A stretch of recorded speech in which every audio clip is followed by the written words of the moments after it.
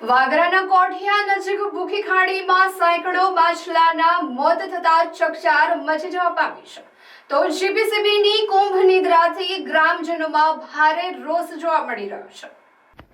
વાગરા તાલુકાના કોઠિયા પંથકમાં પર્યાવરણ અને માનવ જિંદગી સાથે ખુલ્લેઆમ ચેડા થવાની ચોંકાવનારી ઘટના સામે આવી છે। સાયખા અને વિલાયત જીઆઈડીસીની નફળ કેમિકલ કંપનીઓ દ્વારા ગામની પાછળથી વહેતી ભૂખી ખાડીમાં રાત્રિના અંધકારમાં જ્યારે કેમિકલ યુક્ત પાણી ઠાલવવામાં આવી રહ્યું છે, જેના કારણે આ ખાડી આજે મોતનું વહેણ બની ગઈ છે। પ્રદૂષણની તીવ્રતા એટલી ભયાનક છે કે ખાડીમાં રહેલ માછલીઓનો સમૂહ સફાયો થઈ ગયો છે। આ ઝેરી પાણી પીવાથી પશુધન પણ બીમારના ખપ્પરમાં હોમાઈ રહ્યું છે। ખેડૂતોએ આ આશા સાથે પાણીનો ઉપયોગ સિંચાઈ માટે કર્યો છે તે કેમિકલના કારણે ખેતી લાયક જમીનને બરબાદ કરી રહ્યો છે, જેનાથી સ્થાનિક ખેડૂત આર્થિક પાયમાલીના આરે આવી ઊભા છે। આ ગંભીર પરિસ્થિતિનો તાગ મેળવવા આમ આદમી પાર્ટીના જિલ્લા સંગઠન મંત્રી દીપક પટેલે ગ્રામજનો સાથે સ્થળ મુલાકાત લીધી હતી, જેમાં પ્રદૂષણના વરવા દ્રશ્યો નજરે પડ્યા હતા। સ્થાનિક ગ્રામજનોએ આક્રોશ સાથે જણાવ્યું હતું કે ગુજરાત પ્રદૂષણ નિયંત્રણ બોર્ડને વારંવાર રજૂઆતો કરવા છતાં અધિકારીઓ જાણે એસી ચેમ્બરોમાં બેસીને કંપનીઓમાં પાપ છાવરવામાં મશગુલ હોય તેમ કોઈ કાર્યવાહી કરવામાં આવી નથી।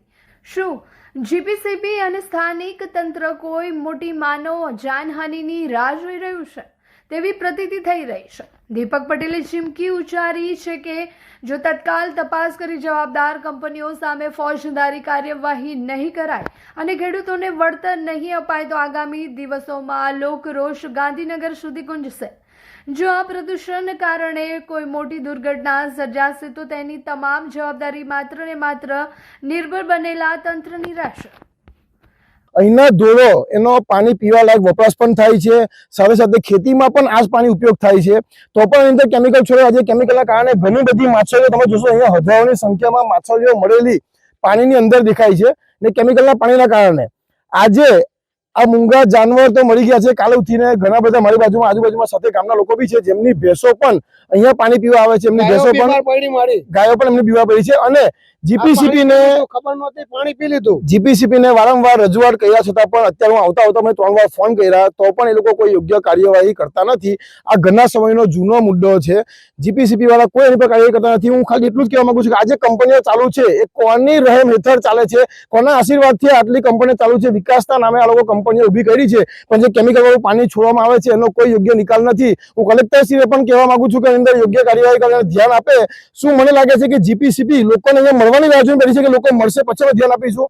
એ લોકો અત્યાર સુધી ધ્યાન આપતા નથી। ઘણી બધી રજૂઆત કરી છે। હું મીડિયાના માધ્યમથી અને આ વિડીયોના માધ્યમથી કહેવા માંગુ છું કે તાત્કાલિકના ધોરણે જીપીસીબી અહીંયા આવીને જોવે અને જે પણ કંપની આ કેમિકલનું પાણી છોડે છે કંપની પર યોગ્ય કાર્યવાહી કરે, નહીં તો આ જ ગ્રામજનો સાથે ભેગા મળીને અમે આવનારા 7 દિવસની અંદર જીપીસીબીની ઓફિસ છે ગાંધી ચીડિયા માર્ગે અમે આંદોલન કરીશું। આ અમારું નિવેદન છે અને બધા ભેગા થઈને હું મારી બાજુમાં અહીંયા ઉભા છે જે લોકો ગામની અંદર ગાયો ભેંસ ચરાવે છે એમને પણ કહીશ કે 2 શબ્દ એમને ગાયોને શું તકલીફ છે કહેશે।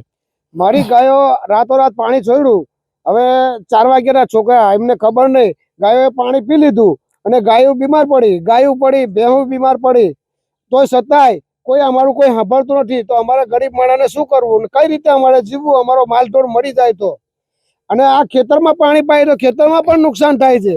બીજા વર્ષ આજે પાણી કેમિકલ વાળું પડ્યું, ગયા વર્ષ પાકતું નથી, એનું હું આજે ખેતી પણ બગડે છે, ખેતીમાં પાકતું નથી। એ પાણી આવે એટલે અમારે પાણી પાવાનું પણ બંધ કર્યું મશીનથી, પાણી પટાડે પાણી પણ અત્યારે બંધ પાવાનું બધાએ બંધ કરી દીધું અને ઢોરને પાણી પાવાનું પણ કહ્યું। અમારે જવું કઈ કાયમના માટે ઠેઠ વિલાયતથી ઠેઠ મેઘા મોટીના ઢોર પાણી પીવે છે નદીએ, ભૂખી નદીની અંદર, તે છતાં આજે ઢોર બધા આજે તરસે મળે છે।